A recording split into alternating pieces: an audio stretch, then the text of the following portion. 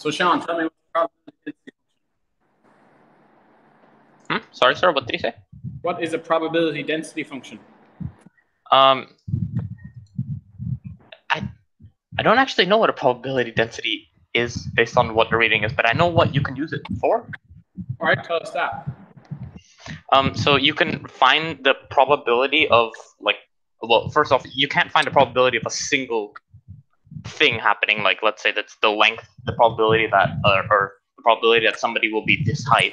You can't find that, but you can find the probability that somebody will be within a range of heights through integrating the function between those two heights. Yeah. So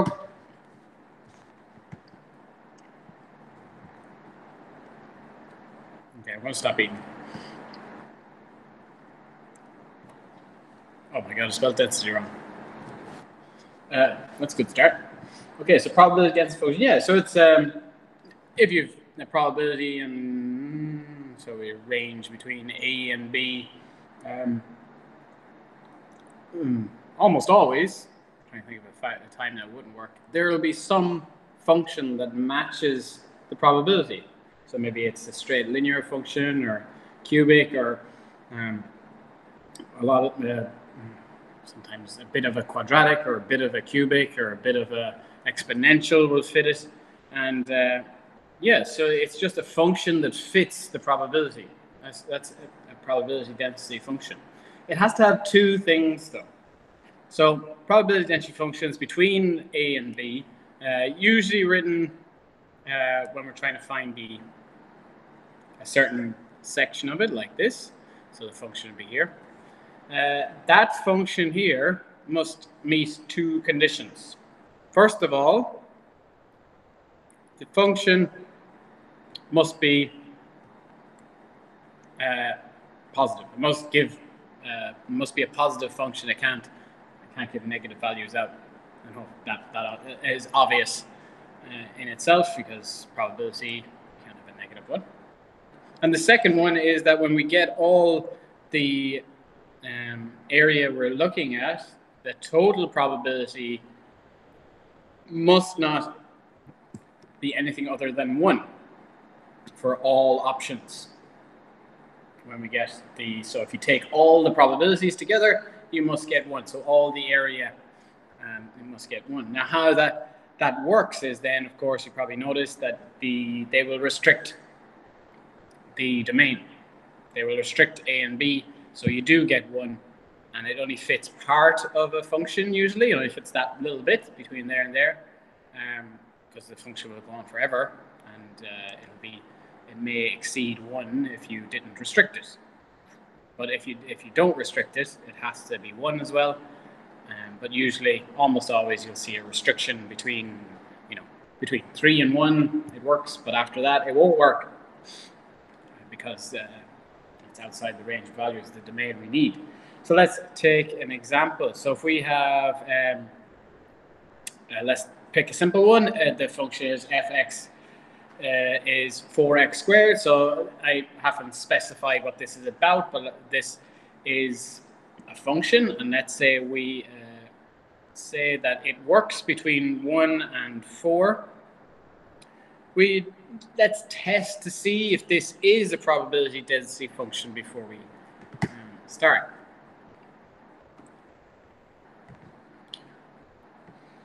All right, so let's draw a little sketch. Since we have, it's going to be between 1 and 4, let's say.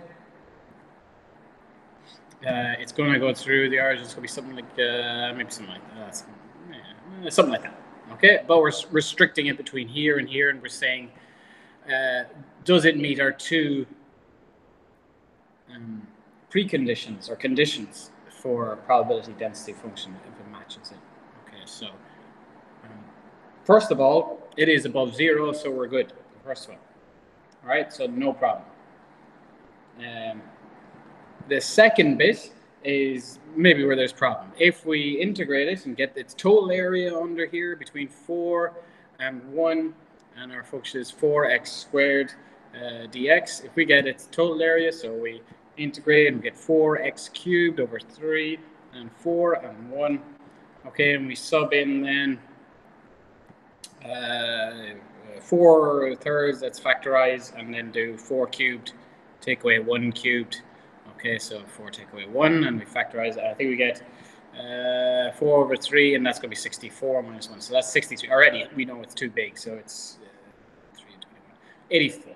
Okay, so we get its area to be 84. So definitely not a probability density function. It doesn't work for a probability density function. So that's an example of one that doesn't work. Okay, but you could make it into a probability density function. Any suggestions how we could make it into a probability density function that would work? What could we do? We change the domain. Yeah, simple as change the domain. What would you change it to?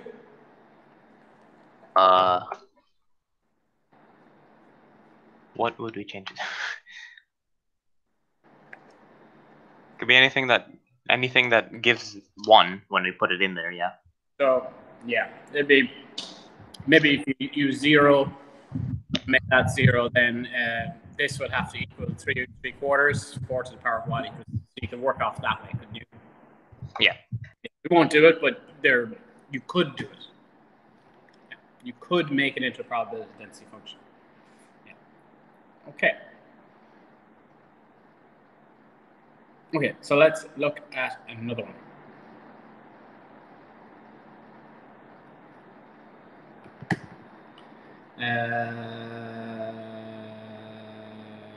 Okay, so let x be a continuous random variable. So that means specific, whose probability density function is fx is equal to 3x squared on an interval. Spelled incorrectly. 0 to 1. What is then, so you should be able to do this, what is then the probability that for this one our random variable lies between 1/2 and 1. Okay, so for this you would then follow, because it's given that it is a probability density function, we don't have to prove that it is.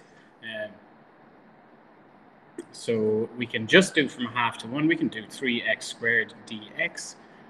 And moving on from that, we would get x cubed when we integrate. So dividing by 3, and yep, add 1 power, 1.5. And then, so that'd be 1 minus 1/2 by 1/2 by 1/8, which gives 7/8. Okay, does that answer make sense then if I were to sketch that it's not 1/2, like it's well over half the area is contained between 1 and 1/2. Well, you could sketch your function. 1, 2, 3. I know it's going to be up to 3, don't I? And it's only over to 1 here. That point, to be honest, I think it would like curve down, something like that. Now, what does this 3 up here mean? Is that a probability or what is it? It is the probability density. Probability density? Yeah. Well, it can't be a probability because you can't get the probability of a single point. No. Yeah, it's exactly. It's no use to us as such. There's no use in going over, up and over. We can only do with areas. So from 1/2 up to 1, okay, it does make sense that would be about 7/8. That 3 and 2 and 1 really mean nothing. It's just reference points for drawing the function. So only the area is the probability. There is no reference from this over to the y-axis. Only the area is the probability. And as Sean said at the start, it is a range then from something to something else.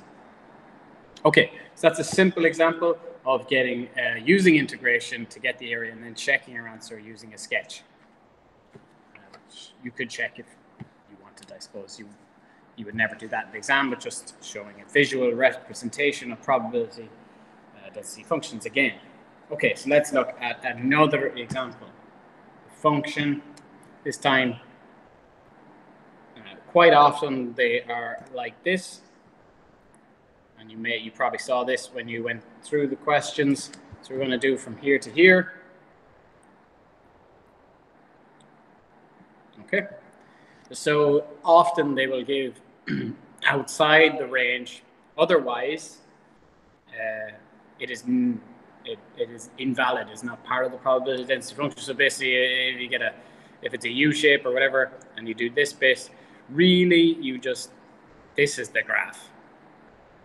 This is not the graph of what I've done here, but this is the graph. The heavy line would be the graph. And for everything else, it's just nothing. So only this bit matters. And I'm sure you've understood that already. Okay. The question says this is a probability density function again, once again, so you don't have to prove it. But we do need to find out what k is. So we would go straight to integration, wouldn't we? We know that between 6 and 0,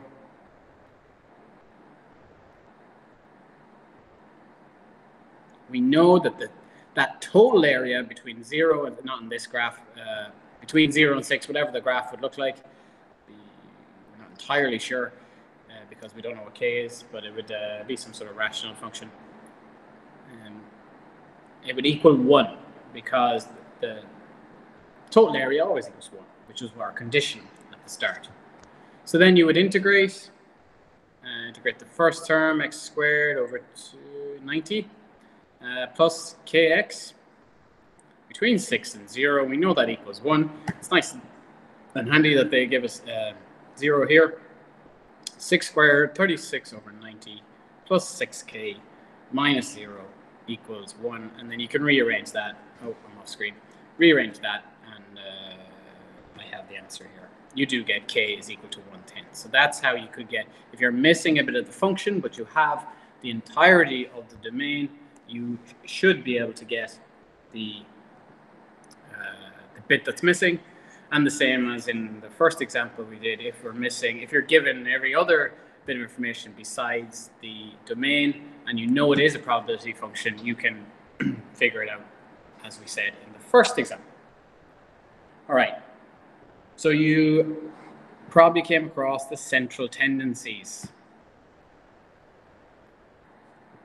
Is it A-N-C-Y? E-N-C-Y?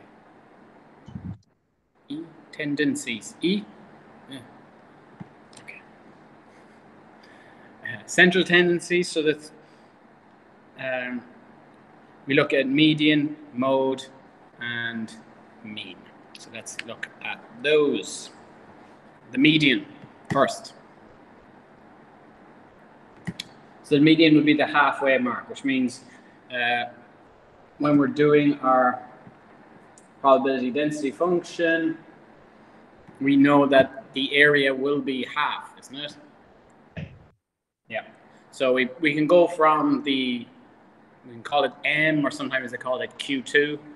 So with regards to quartile, remember you did interquartile range probably a good few years ago. Whichever one you want, it's an unknown anyway. And the smallest one, you could do it with the f of x dx, or you could do, of course, the other way around, where you do it from the largest one, let's say b. It doesn't matter which you do, because it's going to be halfway either way. I'm presuming that we don't need to do an example of that. Fine. Tamara, do you want me to do an example of that one? Yeah, well, okay. An means yeah. Okay. All right, so let's look at this function. I have an example here. Once again, it's split up into 2 bits. It's 0 otherwise. And for this domain, we've x is 2. Okay, so we're given this the probability density function. It is a probability density function. Okay, find the median, or Q2 of this. Set it up. So I'm going to do from the smallest value, because 0 is easier to do than from 2 back, I think. Sub in 0, so from 0 to quarter 2. So I think this is a function that might look something like that, I think. So yeah, I'm going to do from there, this half, something like that. From 0 to Q2, 1 minus x over 2 dx and I know that that equals a half. So I integrate q2 to 0. 1 becomes x. That becomes x squared over 4, doesn't it? All right. So sub in q2, or you could use m here. It might actually be easier to use the letter m. But I've used q2, so I'll continue. That's q2 minus q2 squared over 4. Take away 0, take away 0. That's cool. But that equals a half. Ooh, rearrangement of this, I think you get 4q squared minus q squared. Well, I'll make it all, make the q squared positive, because I'm going to use that. I get minus 4 then q2 from here, 4 times that. And then I get plus 2 equals 0. That is a quadratic, of course. So, I'll solve it up here. So x squared minus 4x plus 2. That's not going to work without a quadratic formula. So I'm going to use the quadratic formula. q2 equals, or x equals, minus b, which is plus 4, plus or minus all the, whatever that is, b squared 16 minus whatever it is. You can plug it into your calculator, you know it. Yada yada, all over 2. And it comes out at 2 plus or minus root 2. Of course, what do we need to do tomorrow?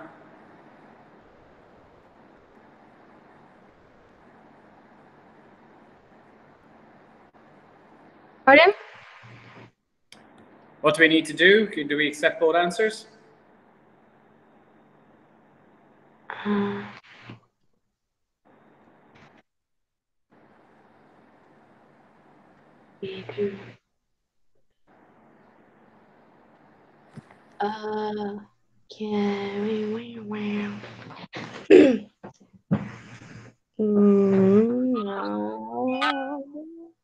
Which answer do we disregard? It sounds so certain.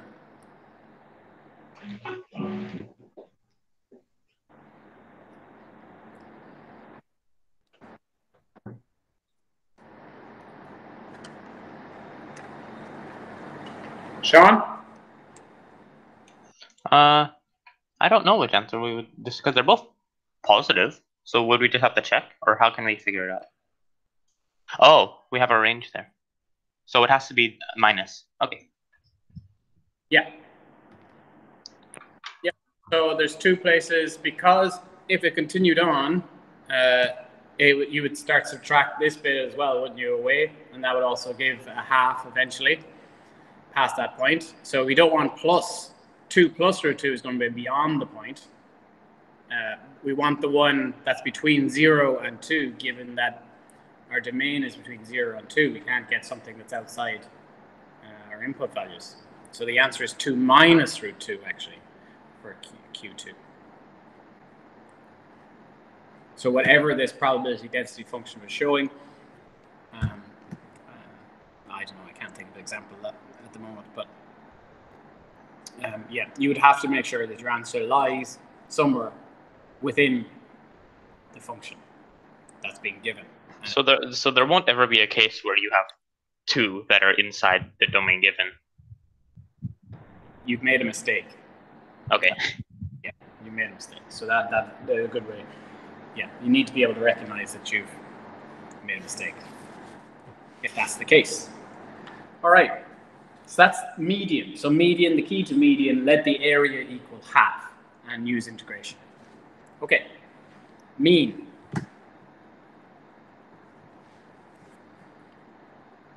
Okay, let's look at another question.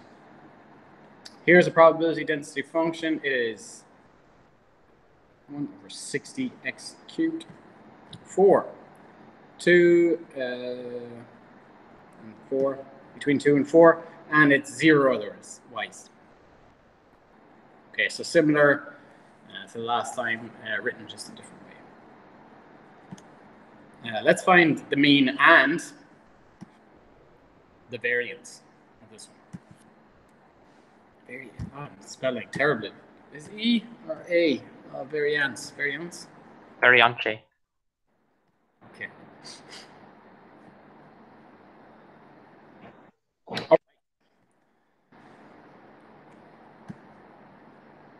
Does anyone know how to get the mean? Anyone know the definition kind of way? Well, I mean, I know what's in our formula booklet. Okay, what does your formula booklet say? The integral within the integral of x times fx within the domain that's allowed. Exactly. Okay. Any way of figuring out if that makes sense? It's the same thing as the form. Well, it's almost the same thing as the formula for discrete variables, and discrete variables made sense because you would multiply the value by the probability of it happening. So this is similar, but it's being integrated, and instead you're multiplying by the probability density. Yeah. So exactly, you're multiplying like the score by the probability of getting the score. Yeah.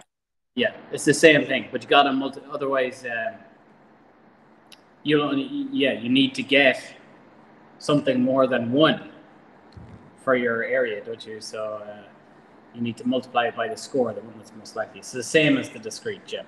So the formula booklet will give you the expected value or mean is whatever it is. So unless it's restricted, oh, that's a terrible infinity. X times fx dx. Yeah, so it's x times. So the score times its probability. So the probability is a function in this case. The score times the probability. All right, let's get that. So in this case, it's between 4 and 2. X times 1 over 60 x cubed was in the question. It's just a function. Dx. Prediction of what we think the answer might be for the mean. Well, I'm not good at doing quick math. All right, quick math, but just what range of values would it fall between? Oh, well, it would fall between 2 and 4. Yeah, so it's going to fall between 2 and 4. Because outside 2 and 4, it's impossible. Yeah. So if you get an answer outside 2 and 4, this is another check. Things have gone wrong somewhere. Okay. So that's going to be x the 4, isn't it? So it's going to be, let's take out the 1 over 60. It's a bit messy. So we'll just do between 4 and 2, x to the 4 dx. And that'll be a nicer one to do, and multiply by 1 over 60 at the end. X to the 4 then is x5 over 5. 4 and 2.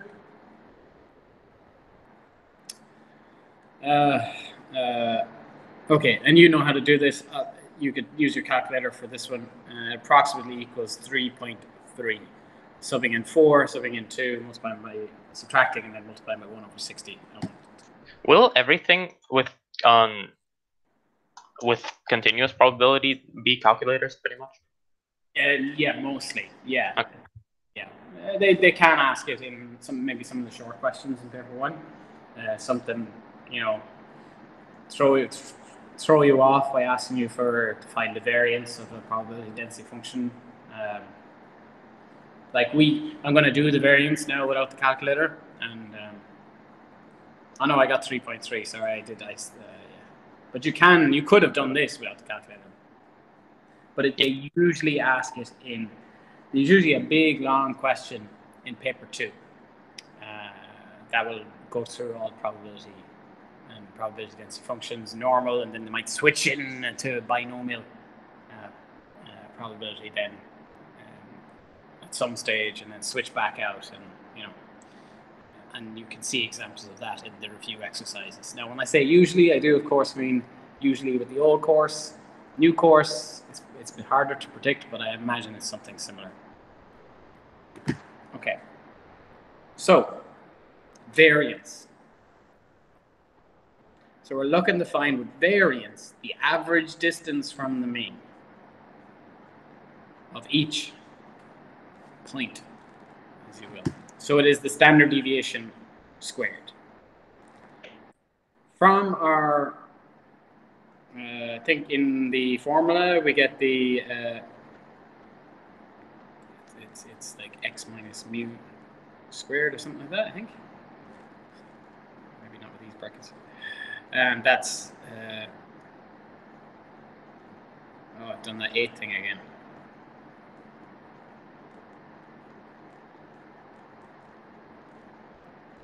Okay, so the formula booklet gives you something like that, I think. I think this is the better phone call. 1 second. Hello? Hi. Oh, hi, Sylvie.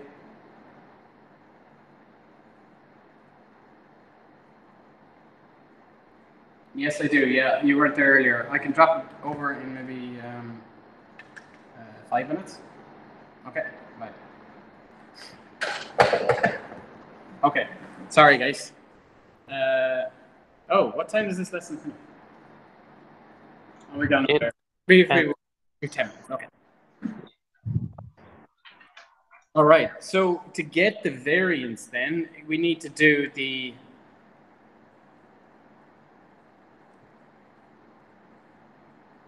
Let me write it first, and then we talk about it.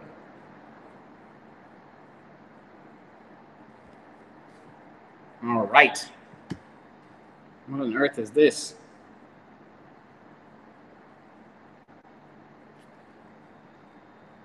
So that's the same thing, yeah? That's the expected value of x squared minus the expected value of x squared. Yeah. What's the difference between the two?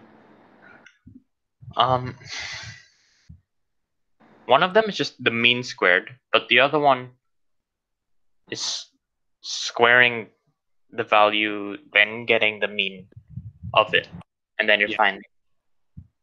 That's the same thing. That makes sense, right? Yeah, that makes sense. So say that again.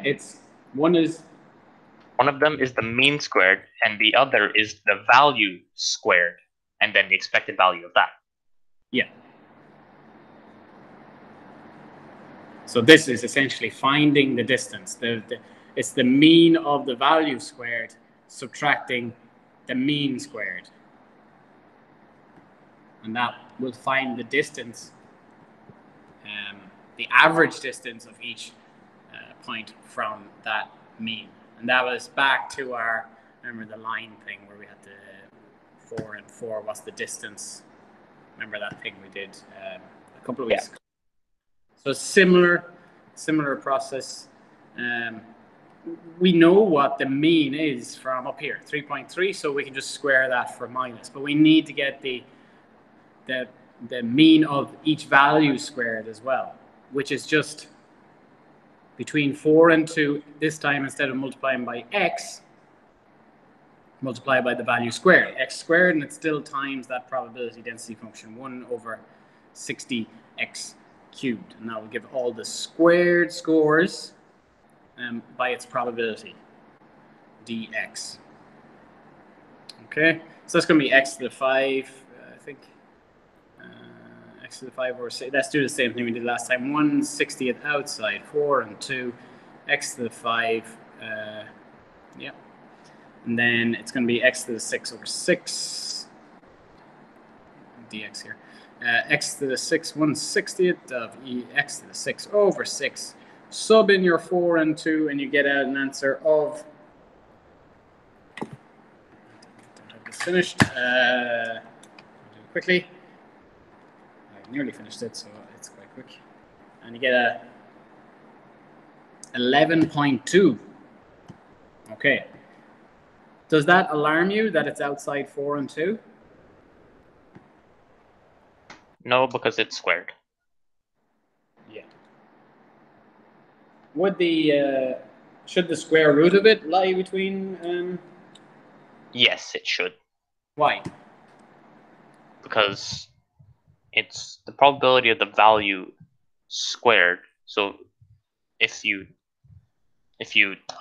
get the square root of that, because we're doing it between 2 and 4, so it shouldn't be possible to get anything outside of that when you get the square root of it.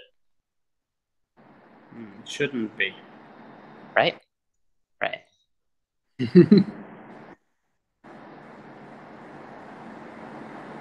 Is this value of any use to us? When we subtract it by the other one. No. Not really, no. It's only of use when we find out the difference between the two to get the actual, I suppose, distance or variance.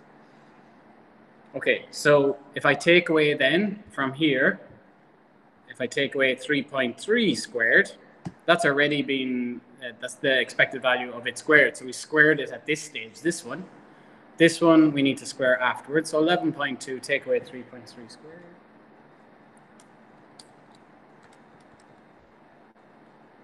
Square root 1. And we get, I think you get 0.31. Okay. How does this answer make sense? That would be the standard deviation is like kind of like the average distance from the mean. Is this the standard deviation? Oh no, that's variance. Okay, so what do we need to do to get the standard deviation? Square root it. Yeah. So 0.31. Oh, type in square root first. Square root. It's 0.557.